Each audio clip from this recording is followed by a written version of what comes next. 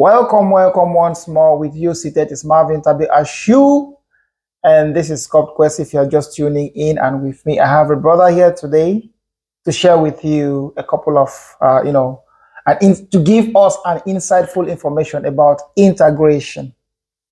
But before we go further, I would like for him to introduce himself to our audience. So, sir. Thank you very much, first of all, for giving me this opportunity and platform to see the little that I can contribute with response to this topic. My name is Tabot Francis. I come from Cameroon, and I've been in Germany for a while. I did food processing into food management, quality management, and hygiene control. Thank you very much. So, everything that you eat in Europe, I think he's part of those people who does the production, from chickens, to pasta, to yogurt, to chocolate, and all those things. In fact, he's part of those people who process our cocoas and bananas that come from Africa. So, I mean, yeah, of course. Yeah, he's one of those people. So all our wheat and all whatnot. So we're happy to have you here today, and you being able to get into this field in Germany is also a part of that integration. Yes. Because you came and then you saw the need for you to really like penetrate, to get into the system, to find yourself. Many of our brothers come in and they only hear integration. Integration. Everywhere you go in Europe is about integration. But what is really that integration? That's a very good question. To me, integration is to simplify the whole thing in order not to, complicate the matter. Integration is like penetrating into a community, a gathering, or a country, as the case may be. Right. So you moving into that country and knowing how the country runs, or knowing how the community works, or you move into a meeting house, of course, you know what type of language they are speaking, you know how they run their things, you know their rules and regulations. That, for me, is integration.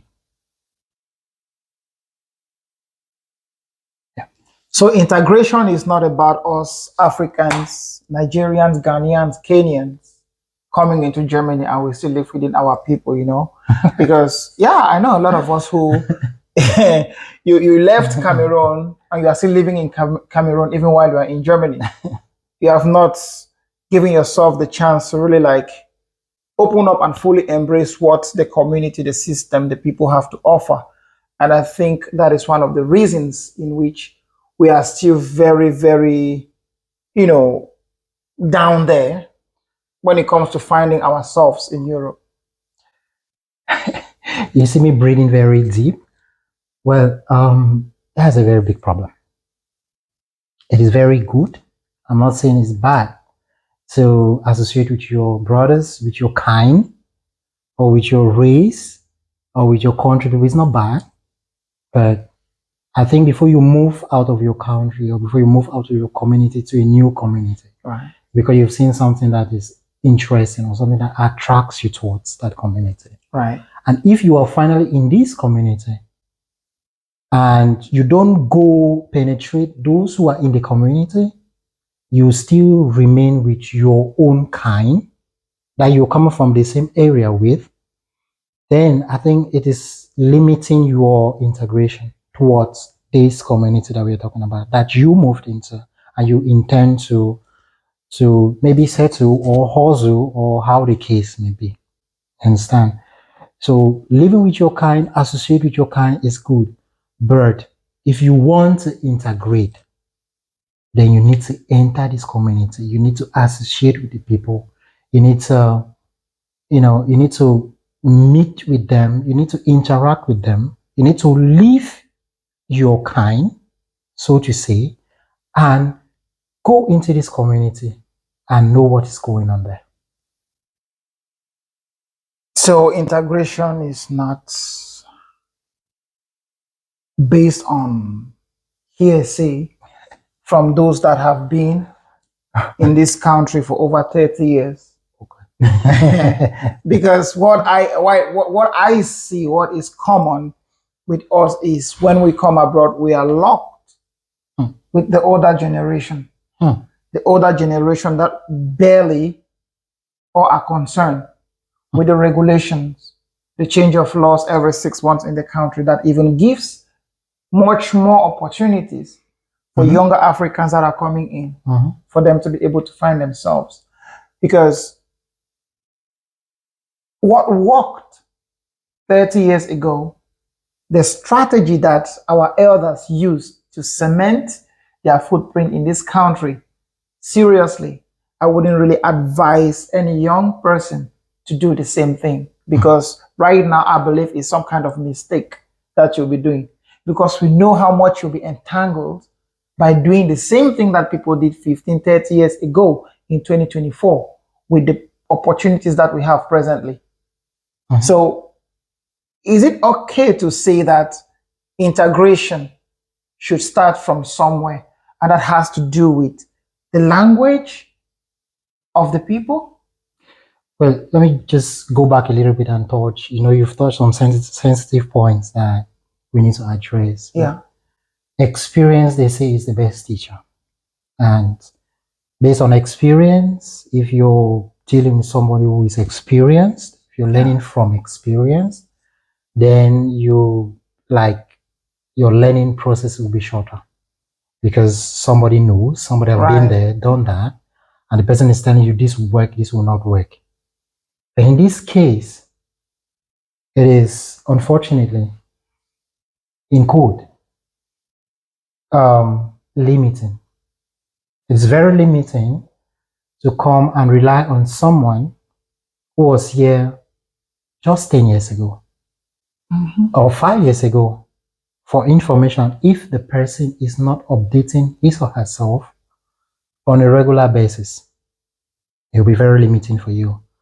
And rather than you listening to someone who has an experience of about 10 years old or 20 years, because how things were run back then why not you take the opportunity or hold the bull by the horn and go and learn these things by yourself? That is the meaning. That's the reason why we talk about integration. And that was the reason why I said before that when you come to a community and you don't go towards those who are living in the community, those who are in the community, to learn and know how things are being done in this community, but rather you stick to those who are very familiar to you, that you're coming from the same area with, and that your knowledge, your integration will be very limited. You understand? That's what I said. And yeah, some of these people, some of the guys, some of our elders, who have been here for a while, have informations, can also tell us about things that happened back then when they were still in the process. But as we all know, we're in Europe and we're in Germany, and the laws are changing very regularly, as in every 5 yearly even. So if you don't update yourself with these laws, your integration will be very limited. And one of the ways that we can use to integrate ourselves is by learning the language. Because Germany is a very cultural country, and most of their communication, bureaucracy, or whatnot, secrets, if I may say, are being hidden in the languages. These languages, you can take them and translate them to whatever language that you speak, but you will still not get what they actually mean in passing the information that they are passing out.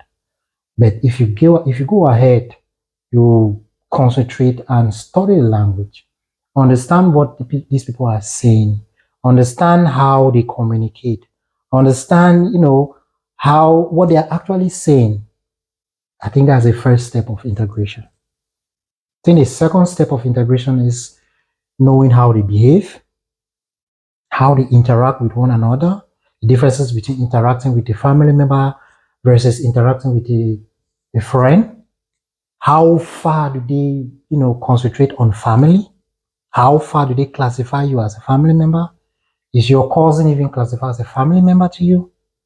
You understand? You need to understand these things, and these are some of the secrets that are hidden between the lines in the process of integration. Right. You get the kind of food they eat.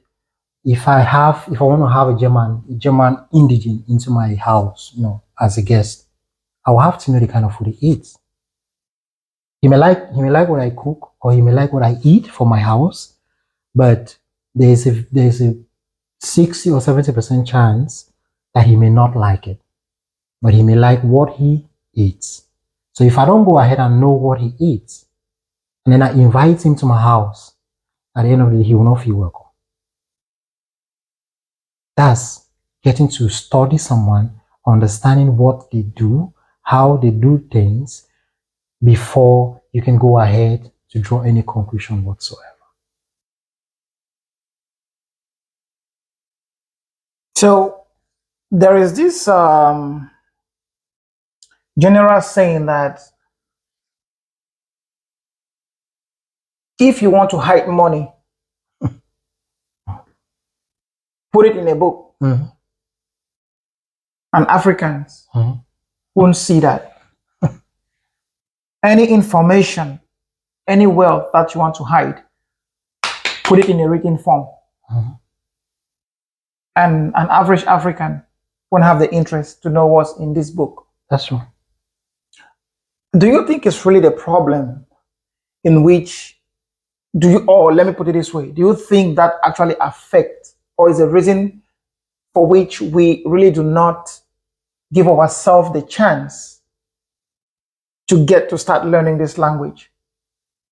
And afterwards, maybe look for something, a training that we can pursue. Because I think all of this to come in the same line of integration. Well, I don't think some of us don't like to read. I don't think that. What I think is we are being carried away by our emotions. I'm sorry, because this is taking us now a little bit deep. Yeah, because we all like to read, but at times we feel lazy. At times we feel like whatever we are doing that is working a little bit is just enough, and we don't keep pushing. You understand? What I mean by that is, for instance, you come to Europe, you have a job, a not qualified, that's a regular job that you can have without any qualifications. You understand? It's enough. It pays your bills. It feeds you, and you think that's enough for you. But within you know that I need more. I need to position myself where, if there's an opportunity for me to earn more or to be in a better position in my job, I will be there. And how do you push yourself in this position? It's by studying. And by the time you start thinking that before I go to study, I have to first of all learn the language, understand the language. If I can start reading the language, and then take this same language to school and study with the language, I think that's where we become too skeptical. You understand? We become too skeptical because why do I have to stress myself? Excuse me. Why do I have to stress myself when I know I have something at the end of the month? But bro, we're already stressing. Yeah, of course. Seriously. Most of us Africans in Europe are already stressing to a point where a lot of us turn to be depressed. Of course. And you would bear with me that, like we always say, like a joke. You remember when I got on the phone with you today, I told you we are not normal anymore. Truly, because we always say 10, 15 years in this country, you are behaving abnormal. Mm-hmm. But you are not normal. Why? Because a lot of things are out of place. because we are still struggling with the system, we are struggling with the politics involved, and we are struggling with accepting the fact that, hey, we are truly Africans in a foreign land.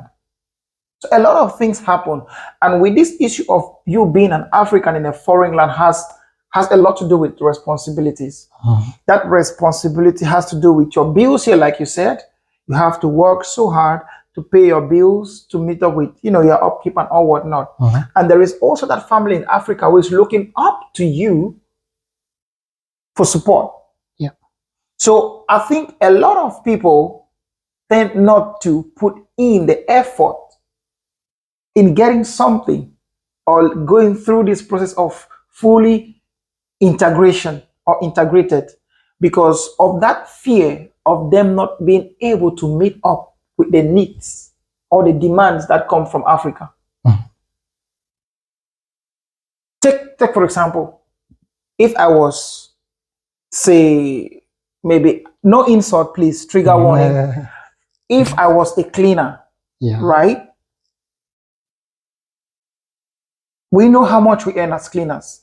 But again, if I have to, drop this job just to pursue the language, get myself integrated, it means that I'll be earning less because, of course, the government is there to give me some assistance, right? Yeah. To go through my studies. But what about those back home that are looking up to you? Yeah. I think that is another problem that we face. And we are scared to disappoint those mouths that are looking up to us. But again, one thing that we need to know is we cannot focus on people that are still going to survive even in our absence and forget about ourselves. Because unless I have enough, I can't feed 4 or 5 mouths. I will struggle. But if I give myself that time to fully integrate myself here, I think I stand a better chance to give more help than before. You're right. You're right. If I may just come in, I think that brings me to the next point. These are some of the factors that hinders integration. Right. Because of pressure back home. Most often, the reason why we tend to migrate into other communities, into other countries, is based on financial constraint or better opportunities, if you may say that. And if you go to a country that has better opportunities and you have these opportunities to start working, of course, you have like family members, you have friends, you have, people who are fully depending on you. And that tends to put a constraint on your integration process. Right. Because you can do both.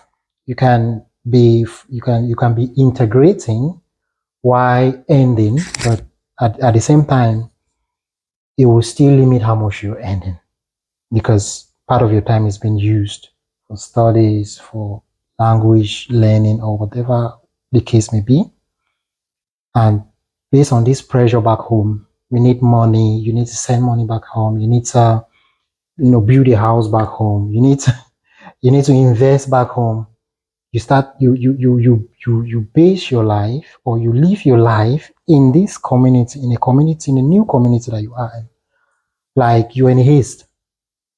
Like in 5 years, in 10 years, you'll be leaving this country. But most often that's not the case. In 5 years, that's when you start regretting. Yeah. 10, 25. It will be considered 15 years, wasted years. You get, that's when you start regretting because the same point you came into this country, you are still in the same point after 10 years. The same amount of money you used to earn, maybe it just increased by a little bit, if at all, you're still earning the same amount of money. But we should not forget that these same responsibilities that we think that we are solving back home, they tend to increase as we all grow. And as long as we live out of our native countries, out of our native lands, these problems keep increasing. Right. So how do? You keep building yourself as the time goes, so that by the time you get to a position where you're earning a salary, you have a qualification in the country, you have the language in the country, based on experience, you can be promoted. Based on experience, you can be given more responsibilities to handle. And by so doing, you tend to increase your earnings at the end of the month. Funny thing, right? Still on this point that you're making. Mm.